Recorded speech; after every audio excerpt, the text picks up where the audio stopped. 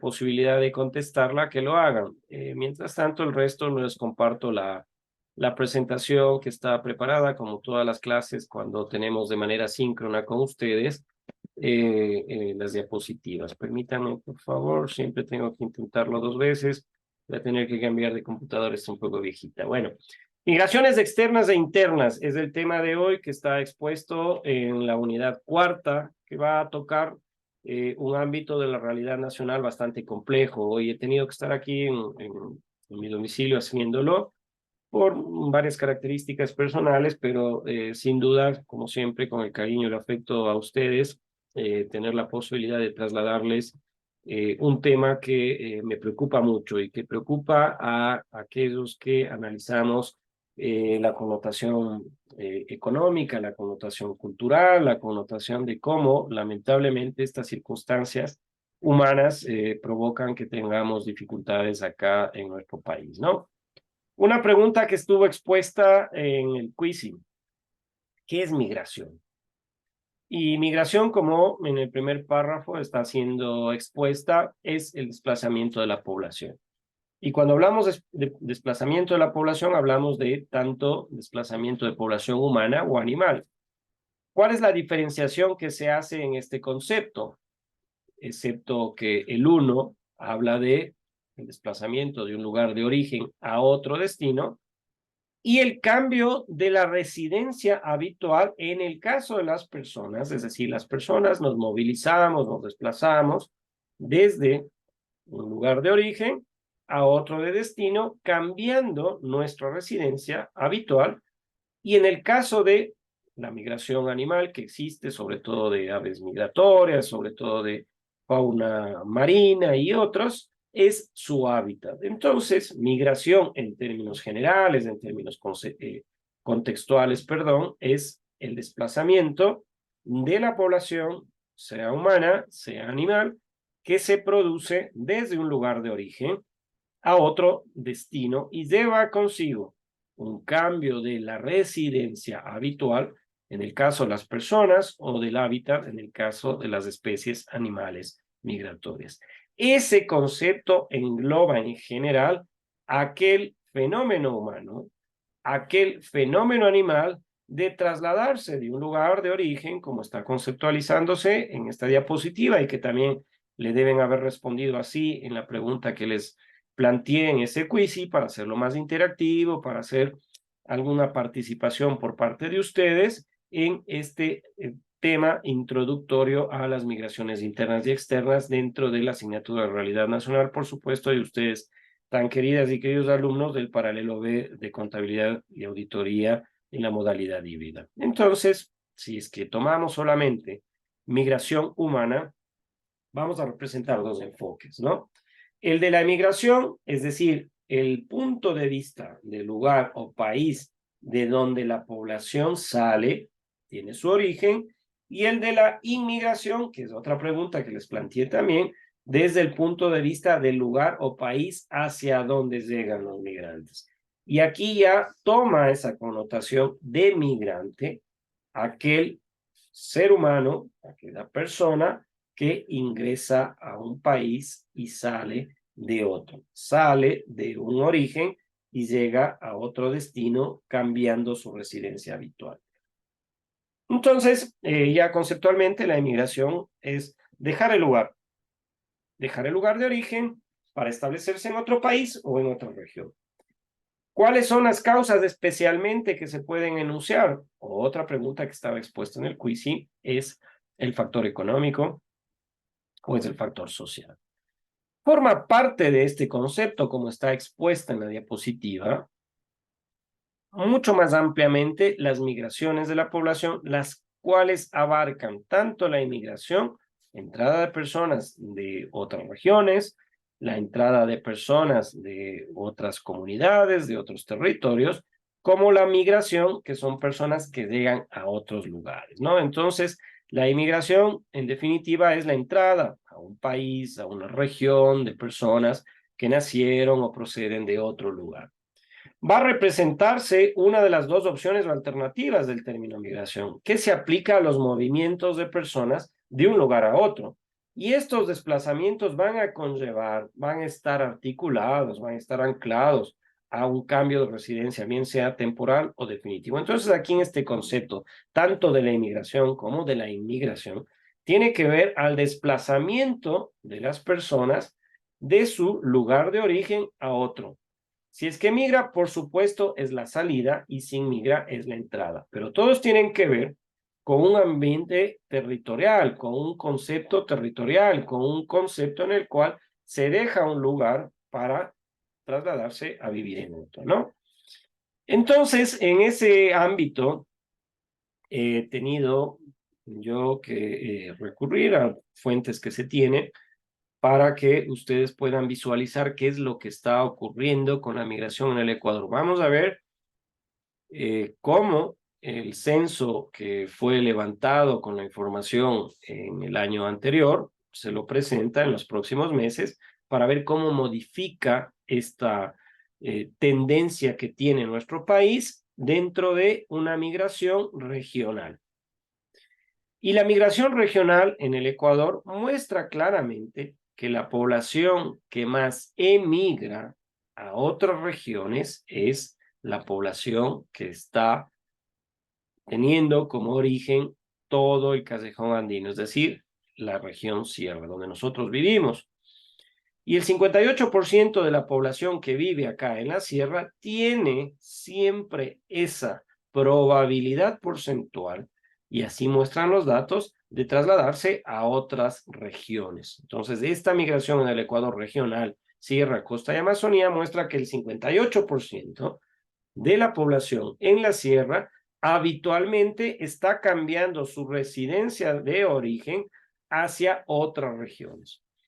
¿Qué factores son los que pueden influir? Bueno, los que hemos estado mencionando con ustedes. Ustedes han hecho unos trabajos aplaudibles unos, otros probablemente no expliqué lo suficiente que cuando yo quería un ensayo, tengan que escribir un ensayo que le den vuelta a un tema, no específicamente una revisión bibliográfica, sino que le den vuelta a un tema, ¿no? Si es que hablo de los servicios públicos como un factor predominante para que exista migración, denle vuelta y digan, bueno, ¿a quién le gusta, por ejemplo, vivir en una comunidad, vivir en un barrio, vivir en una parroquia, en un sitio en el cual no tengamos agua potable, no tengamos alcantarillado, no tengamos vías de acceso? Si es que nos dedicamos a la agricultura, por supuesto, cómo trasladamos nosotros aquellos productos que estamos semanalmente, mensualmente, nuestra tierra, nuestro trabajo produciéndolo, y esto encarece la transferencia de esos víveres, de esos productos agrícolas, la ganadería, hacia los centros de consumo o de comercialización.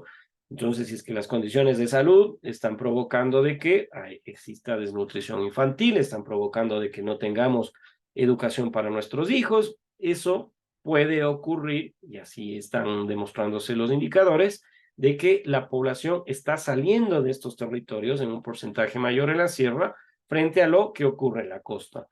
En la costa, el 38% de su población, es decir, casi 4 de 10 habitantes de la costa, está movilizándose, está emigrando, está trasladándose hacia otras regiones de nuestro país.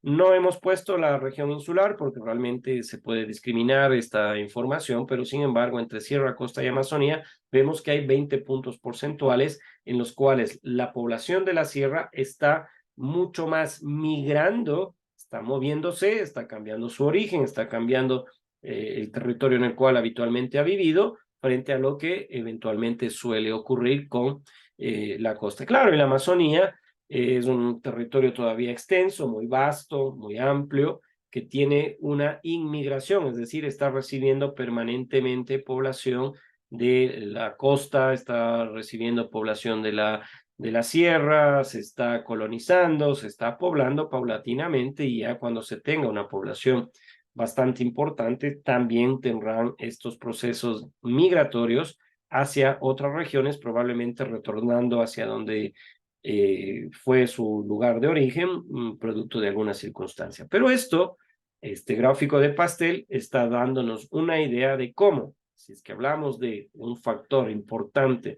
de la migración interna en nuestro país y de la migración sobre todo regional, vemos que la sierra en población porcentual está moviéndose, está cambiando su origen hacia otras regiones, obviamente detrimento de las otras regiones, ¿no? La población migrante en urbana y rural. ¿Qué nos dice este gráfico? Yo les invito a ustedes en algún momento que puedan descargarse. Ahí está el Sistema Integrado de Indicadores Sociales, es el CIIC. Yo tengo una versión 3.5, ustedes pueden descargarse, creo que hay una versión mucho más actualizada, en donde este sistema de indicadores sociales y económicos en nuestro país nos da una información súper chévere. Está almacenada ahí, pueden hacer análisis comparados, pueden ir mostrando qué es lo que está ocurriendo, sobre todo como estudiantes de contabilidad y auditoría en la parte financiera y económica frente a serios aspectos que están ocurriendo en nuestro país.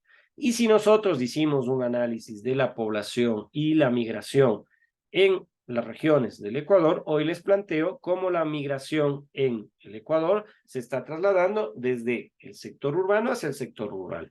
¿Y quién está recibiendo porcentualmente mayor población? Es el sector urbano. La población migrante urbana está creciendo. Por eso es que nosotros vemos que cuando hay estadística, cuando hay censos, Quito, Guayaquil, las ciudades grandes, acá Guaranda es chiquita, pero sin embargo está teniendo mucha migración del sector rural hacia el sector urbano, con un 73,16%. Es decir, la recepción de migración en el entorno urbano es muy alta. Entonces, aproximadamente, vean ustedes, 7 de cada 10 ecuatorianos sale del sector rural hacia el sector urbano en búsqueda de mejores condiciones de vida.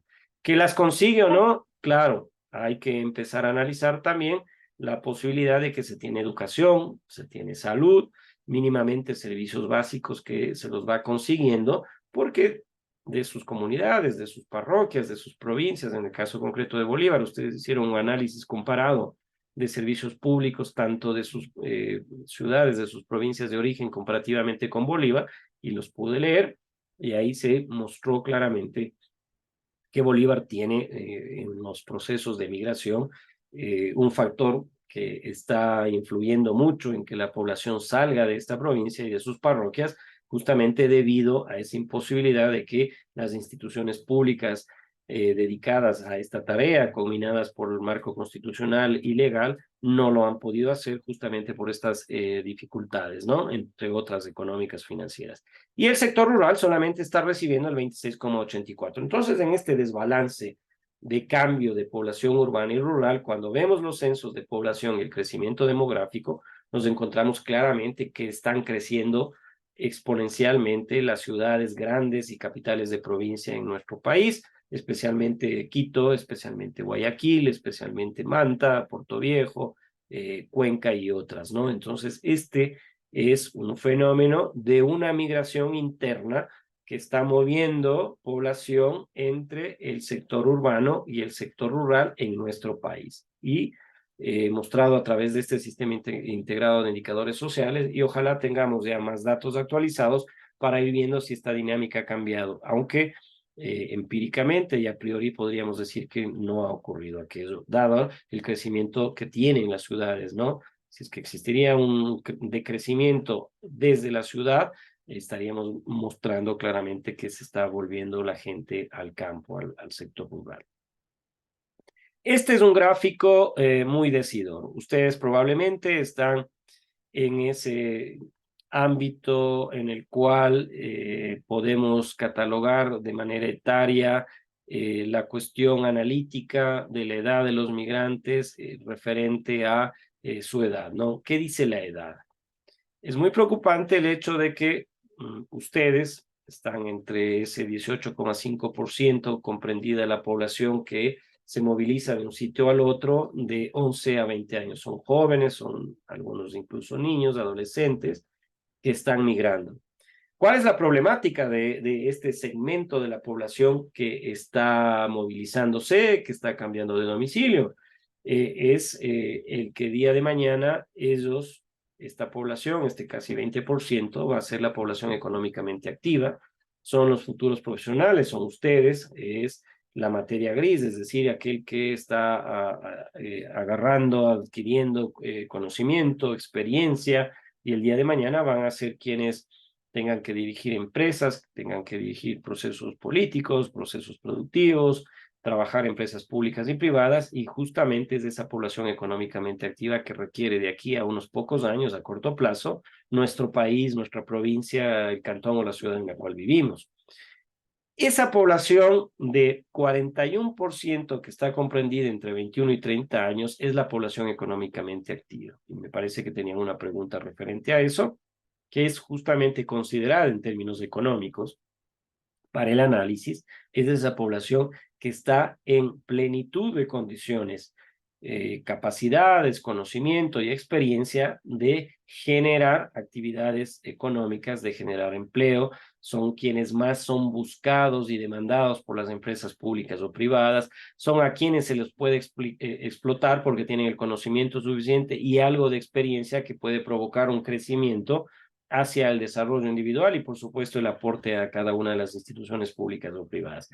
Ese lamentable 41% también significa que muchos de estos cerebros, de esa materia gris, de aquellos que tienen conocimiento, de aquellos que tienen experiencia, de aquellos que ya tienen un título universitario y probablemente salieron fuera del país a estudiar alguna maestría, algún doctorado, etcétera, no regresan. Y eso es muy preocupante y peligroso para los países.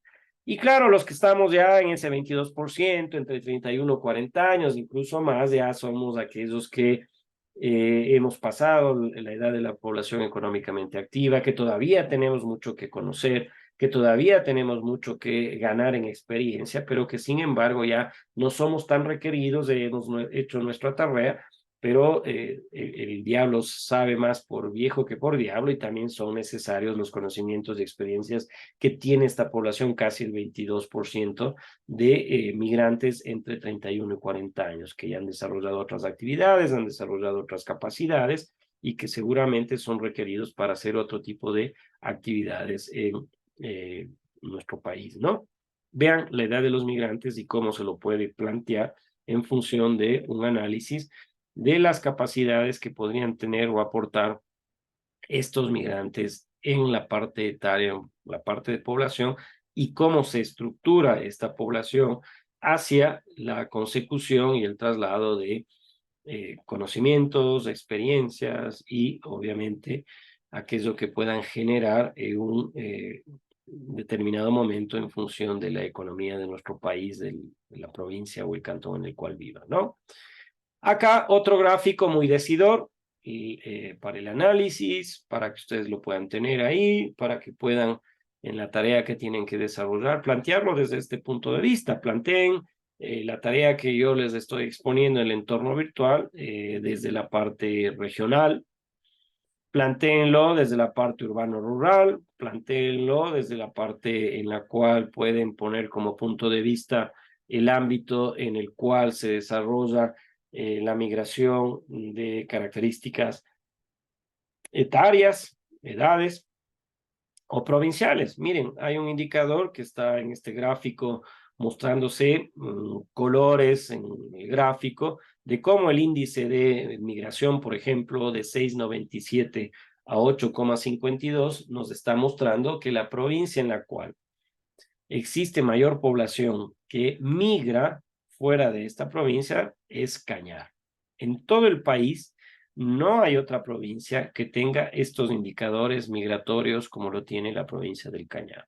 Ya vamos a analizar las causas, ya vamos a analizar las consecuencias, vamos a sacar conclusiones, pero sin embargo, para efectos de un análisis pormenorizado de cada una de estas provincias, podemos ver claramente que Cañar tiene estas dificultades de despoblamiento producto de la migración que tiene fundamentalmente hacia Estados Unidos, según está entendido y según se muestran en los datos. Luego, por supuesto, en un indicador menor, con 5,44 y 6,97, tenemos a las otras provincias del austroecuatoriano.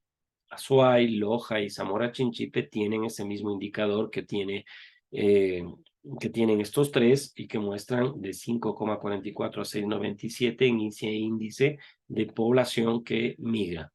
El Pichincha me llama la atención, conjuntamente con Morona Santiago y El Oro, que son provincias. En el caso concreto de Pichincha, digo que llama la atención porque es la capital, no solamente de Quito, la capital de la provincia de Pichincha, no solamente es la provincia en la cual está la sede política administrativa, no solamente donde hay muchas industrias, etcétera, pero estamos viendo que la población de la provincia de Pichincha está en un indicador mediano, es decir, 3,9 a 5,44 en este indicador de migración que está perdiendo su población y está migrando. Bueno, y el resto de provincias, por supuesto, también gráficamente expuestas ahí en indicadores de 2,37 a 3,9 y menos de 2,37.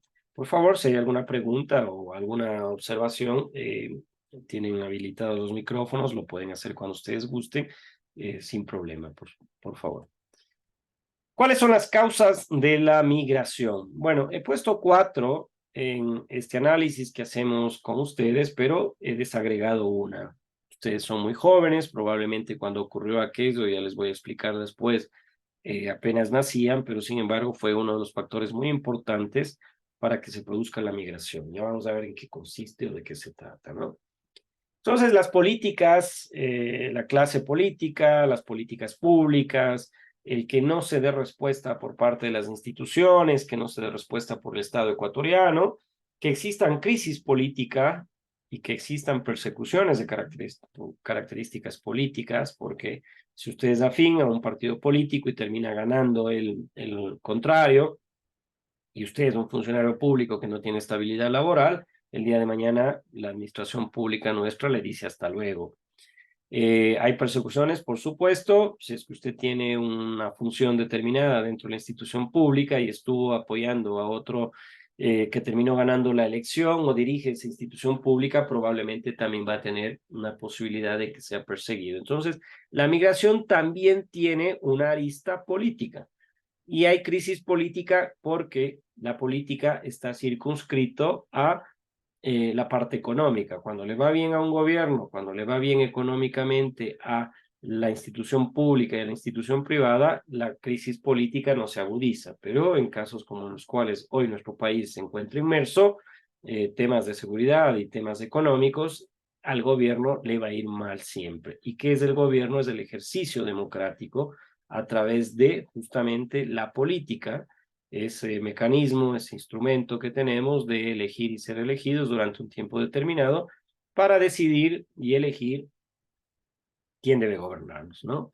Política también está entendido como esa política pública, es decir, todas esas acciones, esos lineamientos que van generándose para que se pueda desarrollar un país, ¿no? El tema cultural en Cañar, más allá de los otros factores, vemos que culturalmente en Cañar algo está ocurriendo con la población de esa provincia que no ve posibilidades de superación, no ve otra posibilidad de que se tenga que endeudar, pagar esa deuda probablemente con un trabajo que tenga que desarrollarlo cuando llegue a su país de destino, normalmente Estados Unidos, y cree que culturalmente en su pensamiento ya la población de esa provincia que no tiene posibilidades de superación ninguna, ¿no? Entonces, bajo esas características, sí es un factor cultural el hecho de que los migrantes y la población piense que le va a ir mejor, le va a ir económicamente, culturalmente y bajo otras características, mejor que quedándose en estas provincias, ¿no? El tema familiar, por supuesto, es muy complicado cuando dentro de nuestra familia vemos que existen dificultades económicas, que no se puede atender las necesidades de salud que tienen nuestros hijos, nuestros familiares, que no tienen la posibilidad de atenderse las posibilidades de educación, de salud y otras. Entonces, esas crisis familiares y esa inestabilidad política provoca que se busquen alternativas de otros escenarios, trasladándose a otras provincias, a otras regiones, como habíamos visto en los gráficos anteriores, e incluso fuera del país, para que podamos buscar estabilidad económica fundamentalmente. Y una de las causas que ustedes la pusieron y estaba dentro de las preguntas es la socioeconómica, es decir, cómo el hambre, cómo la pobreza, como la pobreza extrema, como la desnutrición crónica infantil, como la mortalidad materno-infantil y otros factores sociales y otros factores económicos provocan justamente una migración hacia el mismo país internamente, otras regiones y por supuesto de características internacionales. Y el otro factor que le he dejado fuera de ese análisis porque fue eventual, pero fue muy importante y atravesó la migración tocando este tema y este fenómeno ocurrido en nuestro país, es el hecho de que la dolarización, ustedes saben el fenómeno en el cual ustedes están estudiando contabilidad y auditoría. Hay tres ejes en los cuales se tiene que trabajar para que un país pueda sostenerse económicamente y financieramente, que son la política fiscal, es una decisión del gobierno, la política monetaria, por supuesto, y la política cambiaria. Esto se perdió con la dolarización, perdimos nuestra moneda, perdimos la posibilidad de que el día de mañana podamos manejar la política cambiaria y monetaria, y tuvimos que asumir el dólar bajo factores en los cuales mucha gente perdió los recursos de toda su vida, sus ahorros, perdieron sus jubilaciones, perdieron la posibilidad, la capacidad adquisitiva, un proceso inflacionario importantísimo. Miren ustedes, antes de tomar la decisión, el presidente de la República, en aquel momento, en 1999, el tipo de cambio a ese momento era 5.000 sucres de un dólar. Y cuando se toma la decisión, se pone el factor de cambio o el tipo de cambio a valores de 25.000 sucres a un dólar. Imagínense en 5.000% más. Esto provocó, por supuesto, que quienes vivían de los ahorros, quienes tenían un salario en sucres que les permitía de una u otra manera al menos subsistir, sobre todo a los jubilados, perdieran esa capacidad adquisitiva.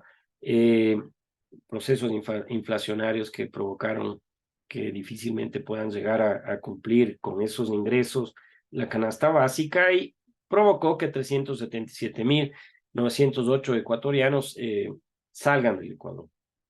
En esos momentos me encontraba yo estudiando una maestría en España, en Madrid, y se tenía un censo en esta ciudad, la capital de España, de que la población migrante mayoritaria que existía en Madrid era la marroquí, muy cercana a este país, por supuesto.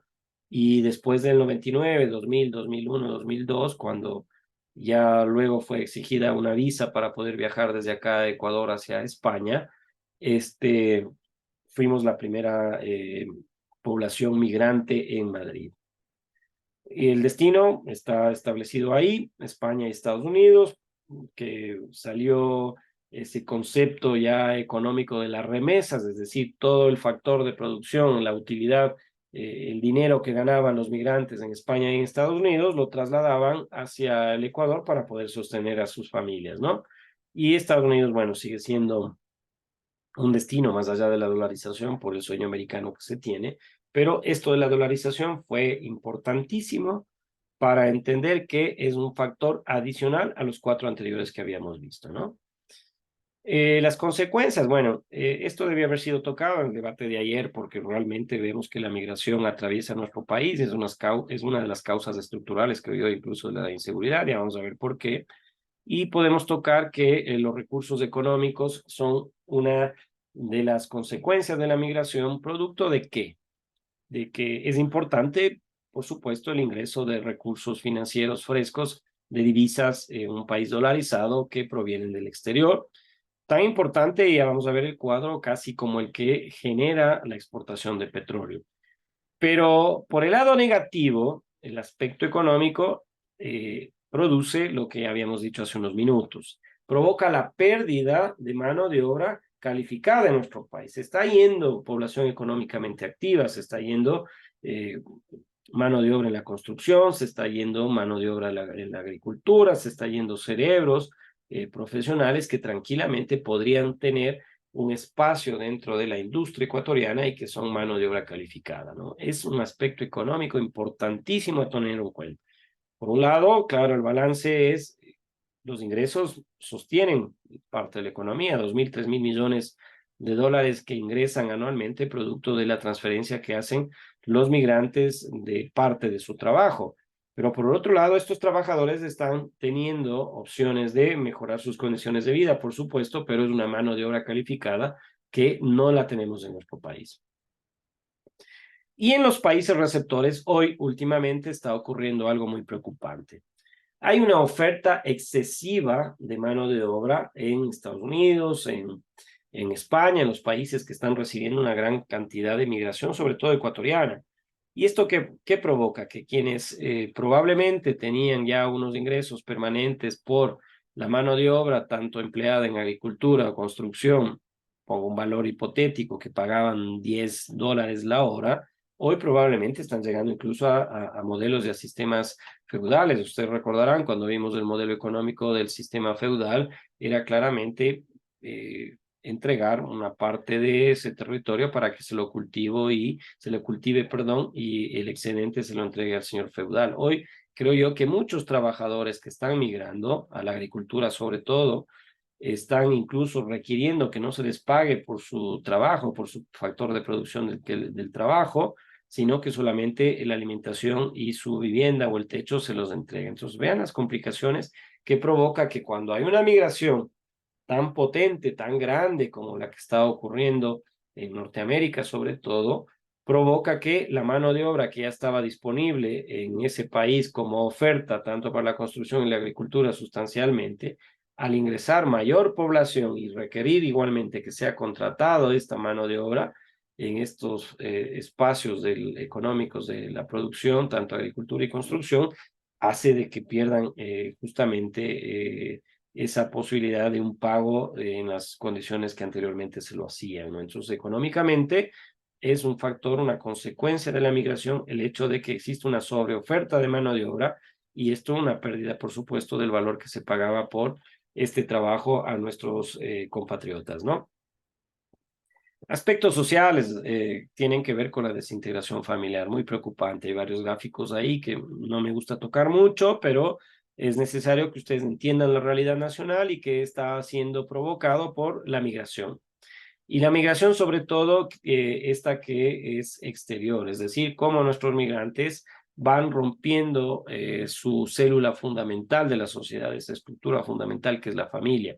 Esto va a causar serios estragos en el tejido social, sobre todo ¿por qué? Por el abandono de miles de hombres, de miles de mujeres que están dejando no solamente nuestro país, no solamente la ciudad, no solamente nuestro barrio, nuestra comunidad, sino sus familias. Y esto provoca una desintegración familiar. Es un grave problema y un aspecto social que hay que tocarlo. Y esto va a provocar, por ejemplo, rupturas de carácter sentimental. Las condiciones en las cuales nuestros migrantes están viviendo en otros países, probablemente con la distancia, con el tiempo y otros, hace de que se busque otros espacios de refugio. En esa parte no quiero tocar mucho, la pongo ahí para el análisis de ustedes, pero sin embargo está dentro de las consecuencias de en la migración, ¿no? Y el otro factor, por supuesto, consecuencia muy grave en el aspecto social es los niños, las niñas quedan al cuidado de familias, de parientes, de alguien que tiene una familia monoparental y pueden sufrir algún tipo de maltrato, ¿no? Y esto va a provocar, por supuesto, en estos niños, en estas adolescentes, en estas niñas, sentimientos que están expuestos ahí en la diapositiva. Como digo, no me gusta tocar mucho este tema, es de características sociales, pero sin embargo sí es un problema estructural que probablemente está también incidiendo en los niveles de inseguridad que tiene nuestro país. Está en esta diapositiva, si quieren tocarlo para efectos del trabajo, por supuesto, ¿no? Nosotros somos contadores de auditores y más nos enfocamos a la parte económica.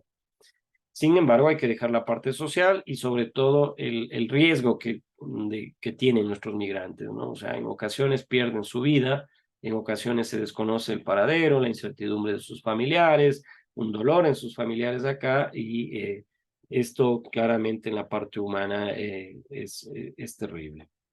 El aspecto cultural, yo no les culpo a los migrantes, más bien hay que reconocer y entender, como decía Darwin en la evolución de las especies, hay que adaptarse. Y si nuestros migrantes están viajando a otros países, no es porque en realidad van de turismo, sino que van a tratar de buscar mejores condiciones de vida para ellos y para sus familias.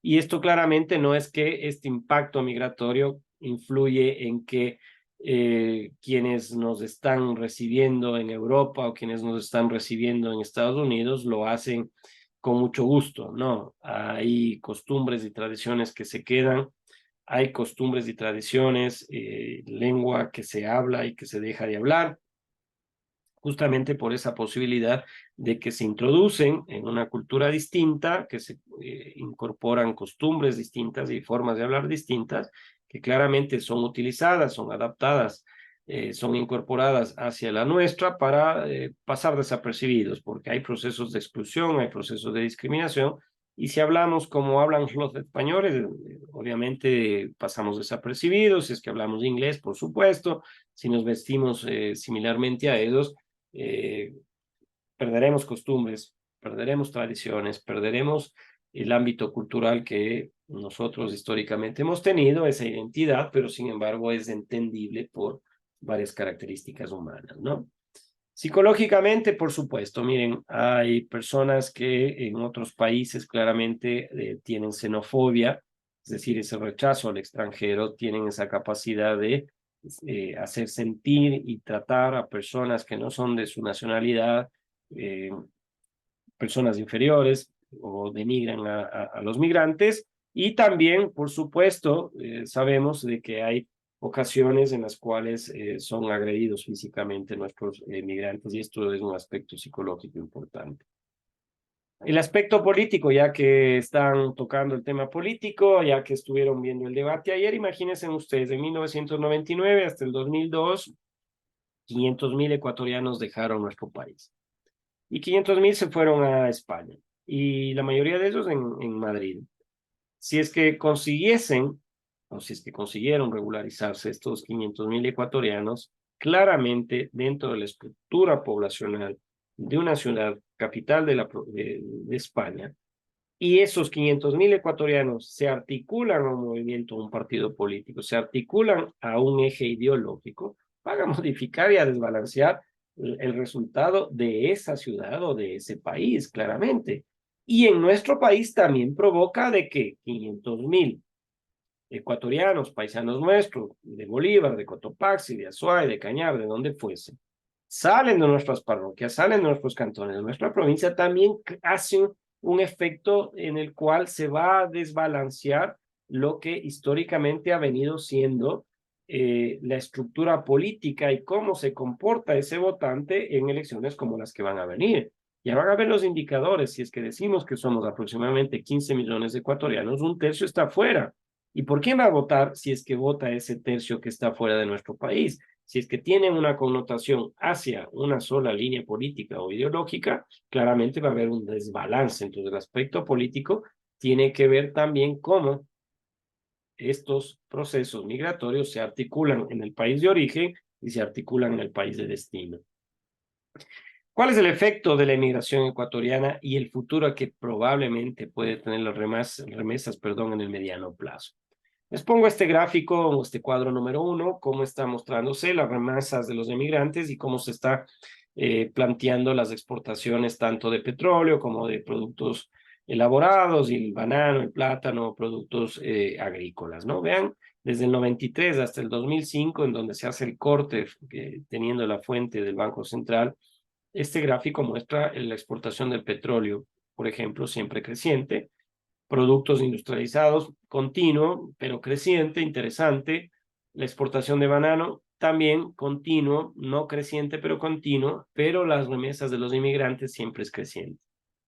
¿Y esto qué quiere decir? No es que nuestros migrantes están ganando un mejor salario. Está ocurriendo este crecimiento porque hay mayores migrantes en estos países que están enviando remesas. Entonces, esto quiere decir que mientras va creciendo las remesas de migrantes, va creciendo el número de ecuatorianos que están en estos países. El cuadro, bueno, aquí está la explicación del cuadro número 2, pero lo explico yo claramente. El cuadro número 2 muestra a los emigrantes ecuatorianos en el mundo y cómo están distribuidos en distintos países, ¿no? Estados Unidos es una fuente tomada de información de consulados, de embajadas, de misiones pontificias, de asociaciones que agrupan emigrantes ecuatorianos y muestran que regularmente o no, es un número global, no es que esos 2 millones de ecuatorianos que viven en Estados Unidos están regulares allá, hay 2 millones. En España 500.000, en Canadá 153.000, en Italia 130.000, en Inglaterra 70.000, 25.045 en Venezuela, 25.000 en Holanda y 79.089 en otros países. Pero vean ustedes, sumen todos los números de nuestros paisanos, nuestros compatriotas fuera del Ecuador, comparémoslo con 15 millones, es un tercio de la población que está fuera del país.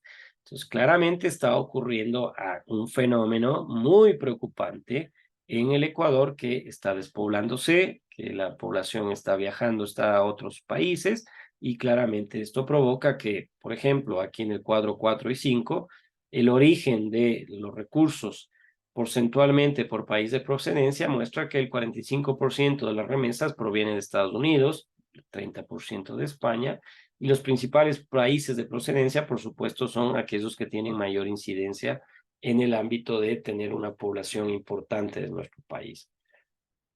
La explicación de esto es más que preocupante. ¿Cómo se está usando las remesas? Y esto lo dice el Banco Interamericano de Desarrollo, ¿no? Si es que se estima ese número porcentual de recursos financieros que están trasladando las familias a ustedes, a nuestros amigos, a nuestras familias, a la economía ecuatoriana, lo preocupante es que los gastos diarios están incorporándose en un 61%. Es decir, la plata que envían los migrantes está siendo utilizada en gasto diario y en lujos, sumen los gastos diarios más los lujos, es el 78% de esos casi 3.000 millones. Solamente el 8% están invirtiendo en negocios. Solamente el 8% de esa plata que le mandan los migrantes a sus familias se está ahorrando.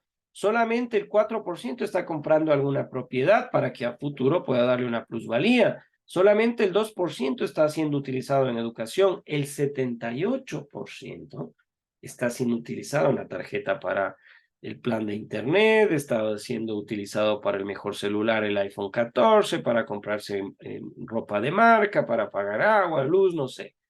Pero el 78% de esa plata que envían los familiares a sus paisanos acá, que mandan los migrantes a sus familiares acá en el Ecuador, suma el 78%. Es muy preocupante. Aplaudirles a ese 8% que invierte en un negocio, que genera con esa plata la posibilidad de generar más recursos financieros. Un 8% lo está ahorrando, perfecto. Para comprar una propiedad, el 4%, un 2% para educación, pero vean ustedes cómo se está distribuyendo porcentualmente el recurso que está ingresando a nuestro país. Hay aquí algunos factores influyentes, ¿no? En España, por ejemplo, la cantidad media por envío se está estimando en 362 euros. Ustedes multipliquen por el tipo de cambio actualmente y serán 400 y algo de dólares. Entonces, están enviándoles un salario básico unificado casi a sus familiares, los migrantes, en media, la cantidad media. Y en Estados Unidos un 537 dólares mensuales, es decir, un poco más de recursos. Y vean cómo las instituciones financieras están utilizando este recurso que tienen, esta capacidad de trasladar el dinero desde el origen en España o Estados Unidos hacia sus familiares, las cuentas de sus familiares. Aproximadamente el 80% se envían por empresas de remesas, tanto en España como en Estados Unidos. Y el costo de transferir 100 dólares desde el migrante hacia sus familias es de 10. Por cada 100, 10. Si envían 1.000 dólares, son 100 dólares. Entonces, es el 10% aproximadamente de esa plata que envían los migrantes a través de los cures, a través de estas empresas que trasladan remesas, que no es traslado físico, no es que yo voy en España, en Madrid, le doy 400 dólares y esos billetes vienen y le dan acá a mi familia, no, es virtual, es movimientos de capital a través del sistema financiero internacional, pero el costo de ese proceso está castigando mucho al migrante. Y hay instituciones financieras que muestran, como están en estas fuentes que les pongo, tanto el Banco Interamericano de Desarrollo como las tesis, de que las remesas, la evolución en millones de dólares es constante y creciente. Y esto, lejos de alegrarnos, por supuesto, por los ingresos, nos hace tener una reflexión, nos hace reflexionar porque claramente hay mayor número de migrantes en estos países. Vamos a concluir con algunos aspectos que me parece que son importantes, algo que ustedes quieran explicar o profundizar alguno de ellos, es de que los efectos positivos de la migración. A ver, ¿qué efectos positivos podemos encontrar en la migración? Disminución del desempleo, claro, hay menos oferta laboral acá y los que quedamos, por supuesto, tendremos mayores posibilidades de ser contratados porque no hay mucha competencia. ¿Se reduce la pobreza? Sí y no. Se reduce la pobreza por ese mismo factor del desempleo y por el ingreso, por supuesto, de divisas, de remesas, de la transferencia de los migrantes a sus familias. Incrementa la inversión, ese 8% se está invirtiendo, y el consumo, por supuesto, el 78%, ¿no? A nivel de la economía general, entonces, estas remesas enviadas por los inmigrantes conforman y es un rubro muy importante de divisas en un país dolarizado, imagínense. Y los factores negativos, por supuesto, son un montón. Leámoslos todos, analicémoslos todos, escríbanlos todos, si es que quieren tocar este tema en el trabajo, es de que claramente la pérdida de mano de obra calificada en la región tiene connotaciones muy importantes en ciudades como Cuenca, Loja y estas del Austro que habíamos dicho. La migración no solamente afecta a personas que tengan condiciones económicas de pobreza, de extrema pobreza, sino a todos aquellos que no encuentran ese aliciento, esa perspectiva de progreso en nuestro país. En muchos casos, la migración ocasiona cambios dentro de la estructura familiar, ¿sí? Numerosas familias se convierten, como ya habíamos dicho, en monoparentales, es decir, solamente el padre o solamente la madre de familia está al cuidado de los niños, o algún familiar, es mucho más preocupante.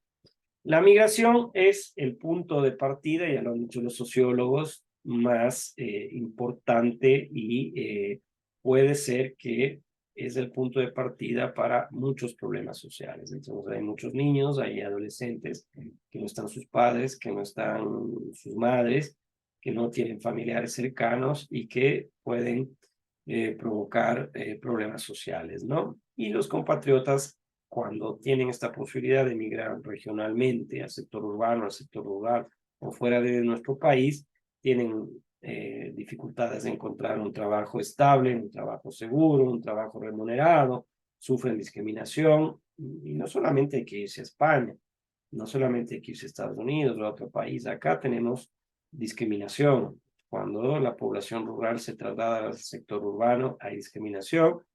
Cuando nuestros paisanos de la costa vienen a la sierra o de la sierra a la costa, sufren discriminación y no entendemos de que esas personas, esas familias que están trasladándose desde un sitio a otro buscando mejores condiciones, justamente lo están haciendo en perspectivas de búsqueda de un bienestar para ellos y para sus familias.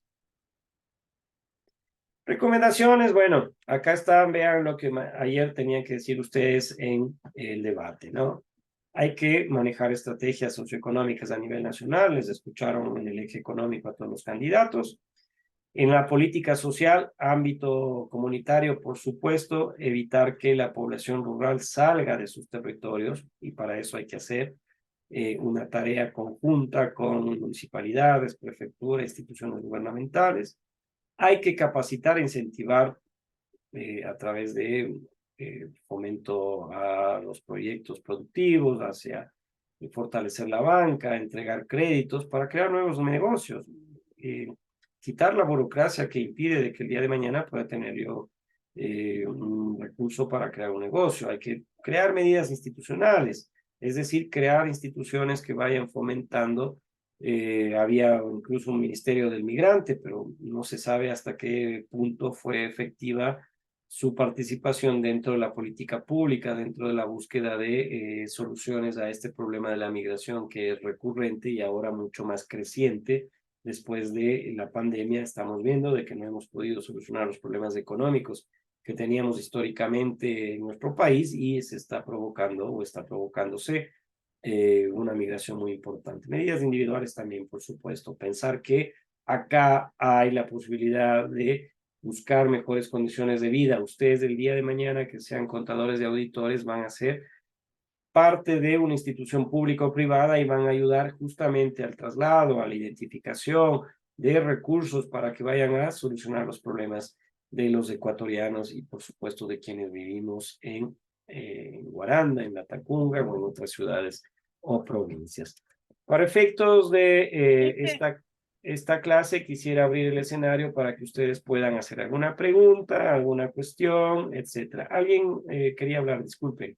Yo, yo, Stephanie, Hola, Stephanie, ¿qué tal? aco- acotando lo que estaba hablando de ayer el debate, Ah, ya. siento que Jenny nos pudo haber representado como mejor que Bolívar ¿Dónde vive usted, Stephanie? en el Oriente. Ya. ¿Y usted antes del debate tenía, o dentro de su familia, tienen una proyección ideológica política? ¿Han estado inmersos en algún ámbito político o ciudadanos que van y votan por el menos malo eventualmente?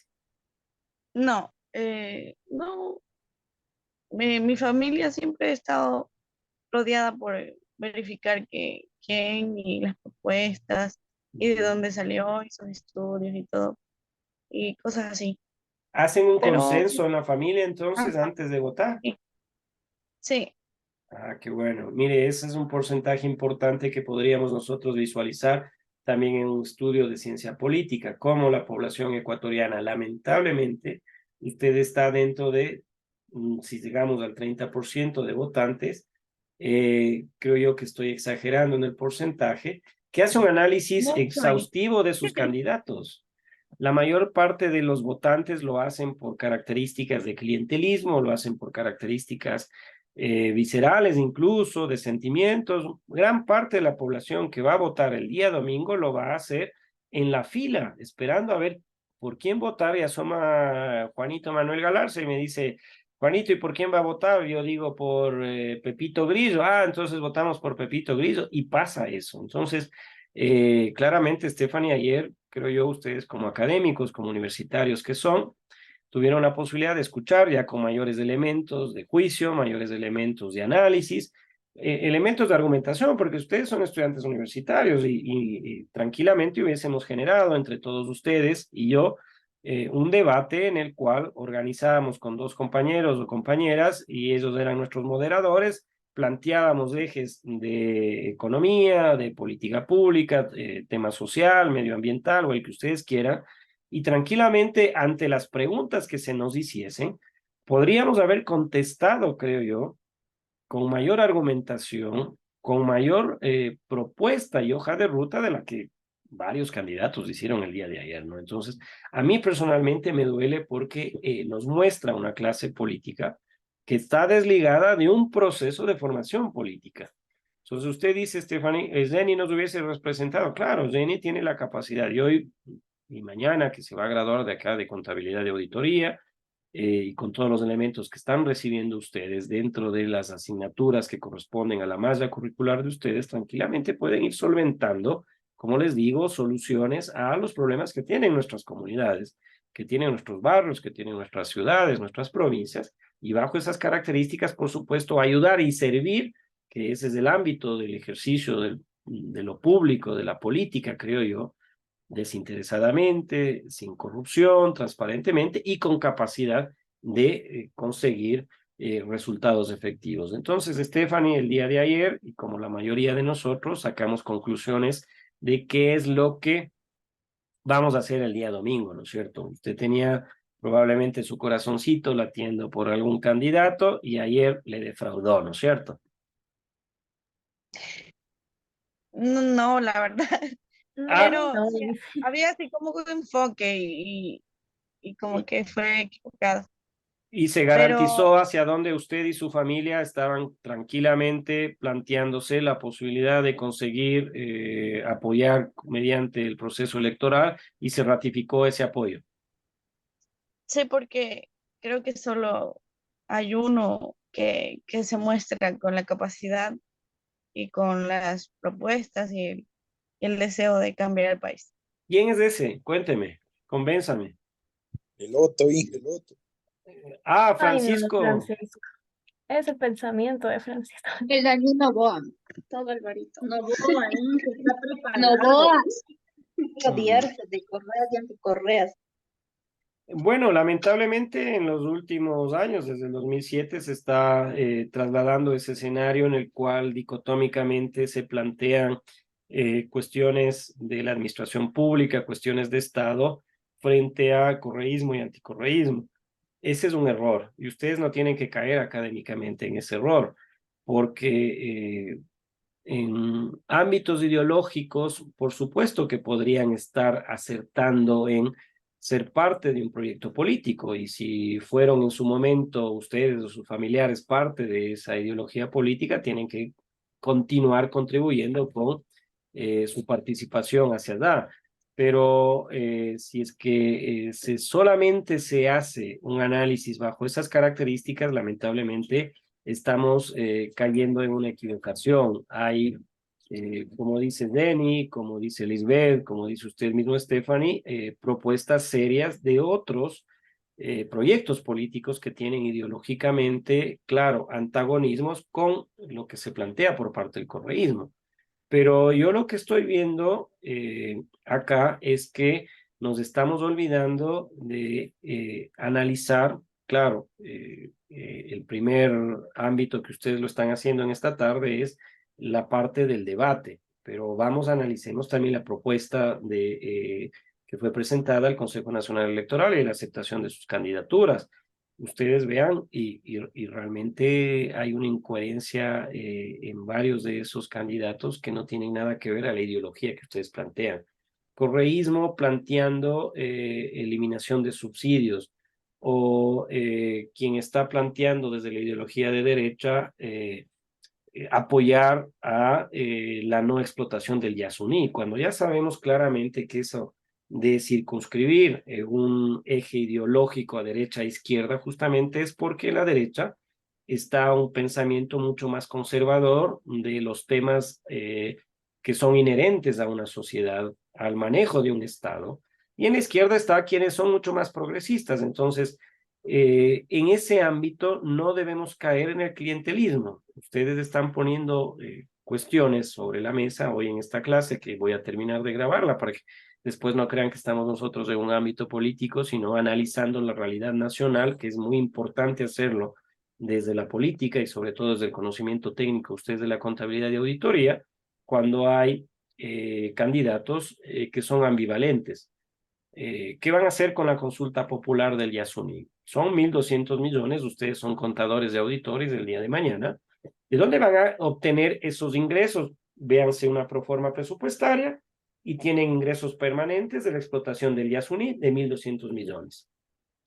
Si es que va a dejarse de explotar, y lo dice candidatos de derecha ecuatoriana que están apoyando la no explotación, entonces los 4 perros que me quedan me dan ganas de arrancarme y decir, bueno, o sea, acá hay incoherencias por tratar de conseguir el voto, porque al parecer la población ecuatoriana, y deben tener ya un sondeo, deben tener un estudio más o menos levantado de cuál es la proyección y la tendencia del voto del ecuatoriano frente a esta consulta popular, y probablemente va a ganar el sí, que se deje de explotar el Yasuní.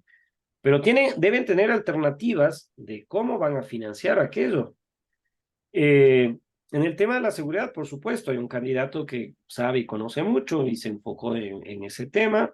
El candidato que ustedes están mencionando, Novoa, da muestras de que, y aplaudo lo que ustedes dicen y la evaluación que ustedes hacen, es porque tiene conocimiento universitario y tiene conocimiento de los temas que necesita el país, que conozca a alguien que va a dirigir a un Estado, que va a ser jefe de Estado y va a ser jefe de gobierno.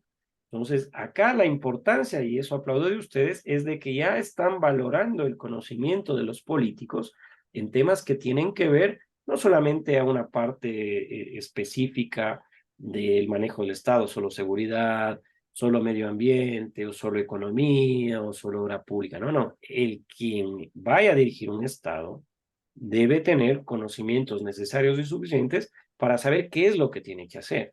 Entonces, en ese escenario sí, me parece que la participación de candidato Noboa muy importante, sobre todo sobrio. Otros candidatos nos quedan debiendo, esperábamos mucho más de ellos. Y claro, los memes que ojalá me envíen ustedes también nos divierten un montón, no ayudan para la decisión, pero sin embargo, yo creo que eso de anticorreísmo y no correísmo, y correísmo, por supuesto, el ámbito de los afectos o desafectos, y otra cosa que ustedes no se olviden, acá hay un voto regional muy importante, entonces verán, la cuestión ideológica es permanente en nuestro país. ¿Y qué es la cuestión ideológica? Lo que ustedes están planteando. Izquierda, derecha, correísmo, anticorreísmo. ¿Qué es permanente? Las regiones. El día de mañana no va a desaparecer la costa, el día de mañana no va a desaparecer la sierra, el día de mañana no va a desaparecer la Amazonía, donde vive Stephanie. Esas son cuestiones permanentes en la historia política de nuestro país y que termina influyendo. Es por eso que si yo soy candidato a la presidencia de la República y soy de la Sierra, ¿qué voy a buscar? Voy a buscar a Lisbeth, que es de la costa, y necesito mi candidata en cuestión de género que sea de la costa, o no es así, porque ella me va a ayudar a traer votos de la costa hacia mi candidatura, que soy de la Sierra. Y así se articulan los espacios regionales. Ideológicamente tengo que defender la propuesta política, tengo que defender lo que yo he venido diciendo desde la izquierda, desde la derecha, desde el centro, desde donde fuese, porque en estas ambivalencias y sobre todo en un debate, el que yo sea de derecha y defienda, por ejemplo, la vida, yo estoy en contra del aborto, aplaudo. Que si yo soy de derecha y digo, no puedo desfinanciar el Estado ecuatoriano impidiendo de que un grupo de ambientalistas me diga el día de mañana que no va a explotar el Yasuní y que producto de eso voy a perder 1.200 millones que puedo trasladar a educación, a salud, lo aplaudo.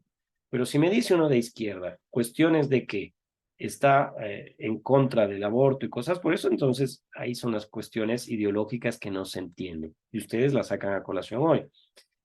¿Qué son temas que no son permanentes, pero sí son coyunturales, Jenny? Y hay que tener en cuenta, dejemos lo regional, dejemos lo ideológico y pasémonos a la parte de la seguridad. Ese es un tema coyuntural. En el 2017 este tema nadie lo trataba, no era coyuntural, nadie se preocupaba como topic de hablar todo de seguridad, de las cárceles, de desmantelar el crimen organizado, no. Habían otros problemas coyunturales, pero hoy el que más preocupa a la población ecuatoriana y más aún con el lamentable asesinato de un candidato presidencial es el de la seguridad.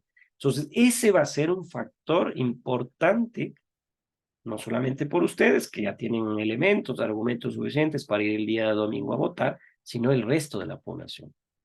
Y el otro tema coyuntural, que yo creo que pueden estar ahí a la par, pero es el económico, es en los actuales momentos uno de los momentos más, perdón la redundancia, complejos que tiene el pueblo ecuatoriano el tema económico. No por algo, uno de los factores socioeconómicos importantes para la inmigración justamente es esa imposibilidad de buscar fuentes de desarrollo, fuentes de trabajo que permitan sostener a las familias. Por eso que la población ecuatoriana se está yendo, está viajando, está endeudando, se está vendiendo lo que tiene, pero está buscando posibilidades en otros países que no los tiene en su país. Entonces, estos 4 temas, 2 permanentes, regional, ideológico, y coyunturales, seguridad y economía, son los que creo yo, ustedes y yo y muchos que pensamos, va a terminar decidiendo o va a terminar empujándonos a decidir. O sea, y claro, ustedes como yo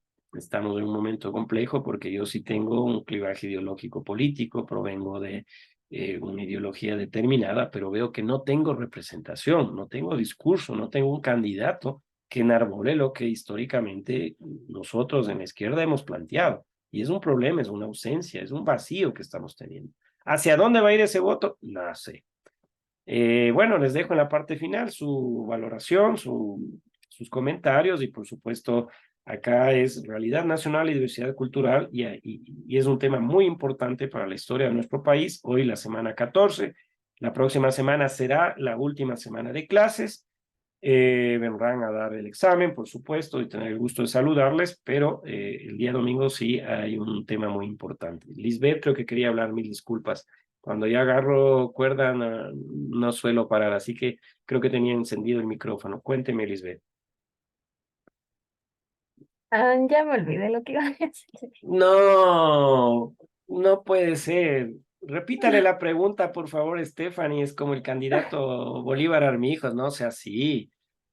Qué Esto es como chistoso. ese candidato. Todos quieren que le repitan la Micaela, como Bolívar al fin. Qué Repíteme la bárbaro. primera. Bueno, nada. ¿Saben qué? Lo que supimos ver ayer fue que la que hizo las preguntas tuvo mucha paciencia. Gisela Bayona, la entrevistadora, la moderadora. Sí, A ver, me parece que deberíamos plantear ustedes y yo, ojalá pueda tener la posibilidad de ser su profesor en segundo semestre, instrumentos que permitan en un momento determinado generar espacios de diálogo en un momento, pero de debate en otro. Y los debates se plantean con la posibilidad de que usted tenga ese espacio en el cual haga escuchar sus propuestas, pero argumentativamente. Es decir, no puedo decir yo, que me disculpe el candidato Bolívar Armijos, él hablaba solamente de descentralización.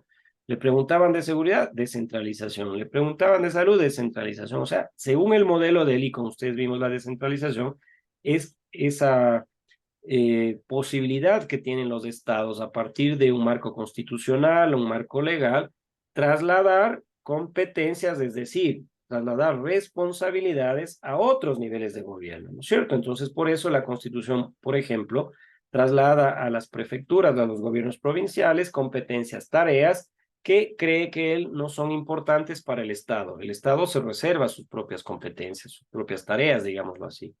Traslada a las municipalidades competencias, actividades, tareas que el Estado cree que no son tan imprescindibles para no hacerlo y le traslada, por supuesto, a las municipalidades. Pero ¿se imaginan ustedes que el Estado deje de tener un ejército, es decir, una institución que vigile la seguridad externa territorial del Estado ecuatoriano? ¿Se imaginan ustedes que el Estado diga, voy a descentralizar la seguridad interna, es decir, ya no va a haber policía, les descentralizo, les traslado a los GATS municipales la posibilidad de la seguridad interna? ¿Se imaginan qué pasaría en el Ecuador? O sea, tendríamos la policía de Guaranda, la policía de la Tacunga, yo llego a la Tacunga y me dice, hey, su pasaporte, ¿qué hace aquí? No puede entrar acá, no va a comprar ayudas ni nada. O sea, no, el Estado se ha construido históricamente justamente con la posibilidad de darle a esos tres elementos que tiene el Estado, el territorio, la población, y que tiene una autoridad que traslada la posibilidad de que el Estado, como fin último, le dé bienestar a esa población, pero no descentralizar todo. El compañero Armijos, como Micaela dice, chuta, me olvidé la pregunta, dígame, ¿qué va a hacer con la seguridad? Descentralizar. ¿Qué va a hacer con la salud? Descentralizar. Entonces, los municipios sí ahora, con las tareas que tienen, dicen que no les alcanza la plata, que no pueden hacer todo lo que está en la Constitución y la ley, peor aún trasladándole más responsabilidades del Estado, ¿no? Entonces, sí, me hubiese encantado generar un espacio argumentativo, propositivo por parte de ustedes para ir visualizando justamente este tipo de cosas. Así que no Inge, quiero, mande.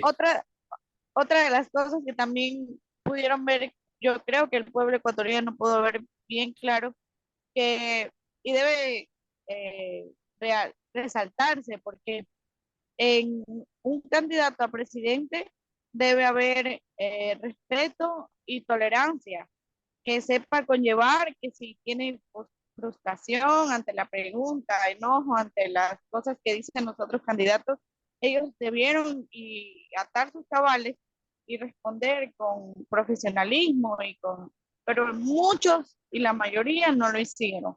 Se pusieron a pelear y eso fue lo que más confundió al pueblo.